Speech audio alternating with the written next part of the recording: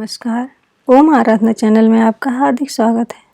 महाशिवरात्रि कब है? जानते हैं शिव पूजन का शुभ मुहूर्त और कथा। वर्ष 2023 में शिव का प्रिय महाशिवरात्रि व्रत 18 फरवरी शनिवार को मनाया जा रहा है। हिंदू धार्मिक मान्यता के अनुसार फाल्गुन मास की कृष्ण पक्ष की चतुर्दशी तिथि पर यह पर्व मनाया जाएगा।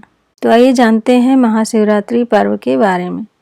वीडियो शुरू करें इससे पहले आप सभी से निवेदन है, प्लीज चैनल को लाइक शेयर और सब्सक्राइब करें। महाशिवरात्रि व्रत 18 फरवरी 2023 शनिवार फाल्गुन चतुर्दशी तिथि का प्रारंभ दिन शनिवार 18 फरवरी 2023 को 8:02 पर, चतुर्दशी तिथि का समापन 19 फरवरी 2023 दिन रविवार को 4:18 पर। ओम त्र्यंबकम यजामहे सुगंधिम पुष्टिवर्धनम उर्वारुकमिव बंधनान मृत्युर्मोक्षीय मामृतात्। महाशिवरात्रि के दिन सुबह जल्दी उठें और नित्य कर्मों से निवृत्त होकर साफ सुथरे वस्त्र धारण करें। इसके बाद मंदिर या घर जिस जगह भी पूजन करना है उस स्थान को साफ स्वच्छ कर लें। अगर शिवालय में जा रहे हैं तो शिवलिंग का विधि पूर्वक पूजन एवं शिव जी को नमस्कार करें तथा श्रद्धा पूर्वक व्रत का संकल्प लेते हुए यह कहते हुए हाथ में लिए पुष्प अक्षत जल आदि को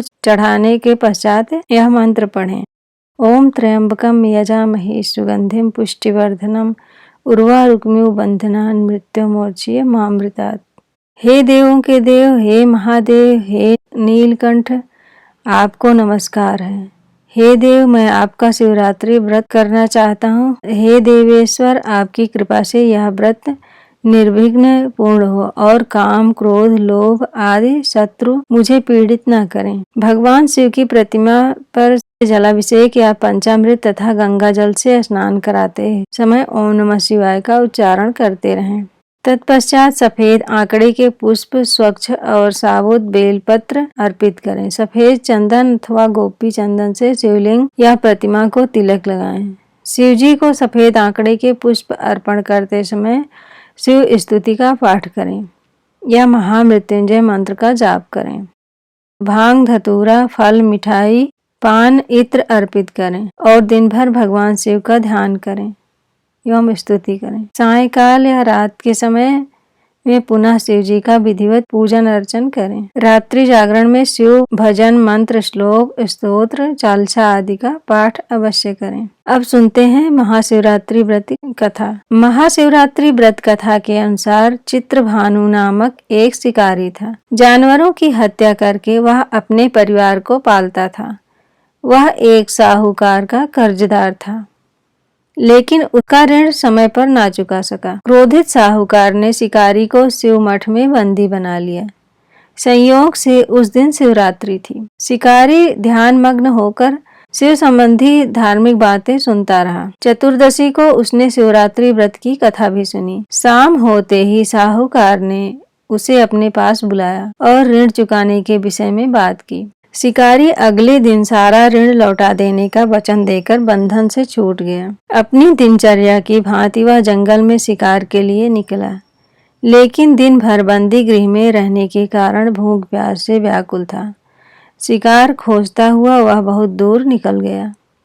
जब अंधकार हो गया तो उसने विचार किया कि रात जंगल में ही बितानी पड़ेगी। वह वन में एक तालाब के किनारे एक बेल के पेड़ पर चढ़कर रात बीतने का इंतजार करने लगा। बेलो वृक्ष के नीचे शिवलिंग था जो बेलो पत्रों से ढका हुआ था। शिकारी को उसका पता नहीं चला। पड़ाव बनाते समय उसने जो टहनियां तोड़ी वह संयोग से शिवलिंग पर गिरती चली गई। इस प्रकार दिन भर भूखे प्यासे शिकारी का व्रत भी हो गया और शिवलिंग पर बेलपत्र भी चढ़ गया। एक प्रहर रात्रि बीत जाने पर एक गर्भिणी हिरणी तालाब पर पानी पीने आई। शिकारी ने धनुष पर तीर चढ़ाकर ज्यों ही प्रत्यंचा खींची, हिरणी बोली, मैं गर्भिणी हूँ, शीघ्र ही प्रसव का समय है। तुम एक साथ 2 जीवों की हत्या करोगे जो ठीक नहीं है। मैं बच्चे को जन्म देकर शीघ्र ही तुम्हारे समक्ष प्रस्तुत हो जाऊंगी, तब तुम मार देना। शिकारी ने प्रत्यंचा ढीली कर दी और हिरणी जंगल झाड़ियों में लुप्त हो गई। प्रत्यंचा चढ़ाने तक ढीली करने के वक्त कुछ बिल्वपत्र अनायास ही टूटकर शिवलिंग पर गिर गया। इस प्रकार उससे अनजाने में ही प्रथम प्रहर का पूजन भी संपन्न हो गया। कुछ ही देर बाद एक और हिरणी उधर से निकली। शिकारी की प्रसन्नता का ठिकाना ना रहा। समीप आने पर उसने धनुष पर बाण चढ़ाया। तब उसे देख हिरणी ने विनम्रता पूर्वक निवेदन किया, हे शिकारी, मैं अपने प्रिय की खोज में भटक रही हूँ। मैं अपने पति से मिलकर शीघ्र ही तुम्हारे पास आ जाऊंगी। शिकारी ने उसे भी जाने दिया। 2 बार शिकार को खोकर उसका माथा ठनका। वह चिंता में पड़ गया। रात्रि का आखिरी पहर भी बीत रहा था। इस बार भी धनुष से लगकर कुछ बेलपत्र शिवलिंग पर जा गिरे। दूसरे पहर का पूजन भी संपन्न हो गया। तभी एक अन्य हिरणी अपने बच्चों के साथ उधर से निकली।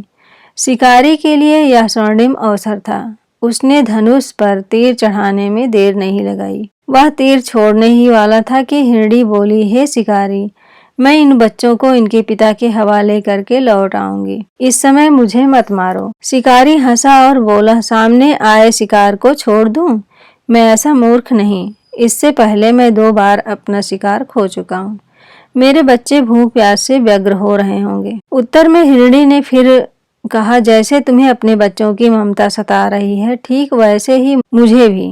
हे शिकारी, मेरा विश्वास करो, मैं इन्हें इनके पिता के पास छोड़कर तुरंत लौटने की प्रतिज्ञा करती हूँ। हिरणी का दुख भरा स्वर सुनकर शिकारी को उस पर दया आ गई। उसने उस मृगी को भी जाने दिया। शिकार के अभाव में तथा भूख प्यास से व्याकुल शिकारी अनजाने में ही बेल वृक्ष पर बैठा बेल पत्र तोड़ तोड़ कर नीचे फेंकता जा रहा था। सुबह होने वाली ही थी कि मृग उसी रास्ते पर आया।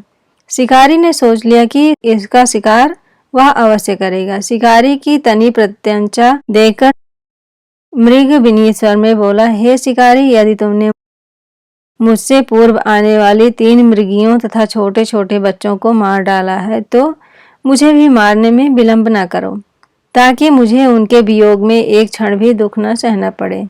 मैं उन हिरणियों का पति हूँ। यदि तुमने उन्हें जीवन दान दिया है तो मुझे भी कुछ क्षण का जीवन दान देने की कृपा करो। मैं उनसे मिलकर तुम्हारे समक्ष उपस्थित हो जाऊंगा। मृग की बात सुनते ही शिकारी के सामने पूरी रात का घटना चक्र घूम गया। उसने सारी कथा मृग को सुना दी। तब मृग ने कहा, मेरी तीनों पत्नियां जिस प्रकार प्रतिज्ञाबद्ध होकर गई हैं, मेरी मृत्यु से अपने धर्म का पालन नहीं कर पाएंगी। अतः जैसे तुमने उन्हें विश्वास पात्र मानकर छोड़ा है, वैसे ही मुझे भी जाने दो। मैं उन सबके साथ तुम्हारे सामने शीघ्र ही उपस्थित होता हूँ। शिकारी ने उसे भी जाने दिया। इस प्रकार प्रातः हो गई। उपवास, रात्रि जागरण तथा शिवलिंग पर बेलपत्र चढ़ने से अनजाने में ही शिवरात्रि की पूजा पूर्ण हो गई। पर अनजाने में ही की हुई पूजन का परिणाम उसे तत्काल मिला। शिकारी का हिंसक हृदय निर्मल हो गया। उसमें भगवत शक्ति का वास हो गया। थोड़ी देर बाद वह मृग सपरिवार शिकारी के समक्ष उपस्थित हो गया ताकि वह उनका शिकार कर सके। किंतु जंगली पशुओं की ऐसी सत्यता, सात्विकता एवं सामूहिक प्रेम भावना देखकर शिकारी को बड़ी ग्लानि हुई। उसने मृग परिवार को जीवन दान दे दिया। अनजाने में शिवरात्रि के व्रत का पालन करने पर शिकारी को मोक्ष और शिवलोक की प्राप्ति हुई। ओम नमः शिवाय। अगर आप इस चैनल पर नए हैं तो प्लीज़ लाइक, शेयर और सब्सक्राइब करें। इससे आने वाली वीडियो आपको मिल जाए। धन्यवाद।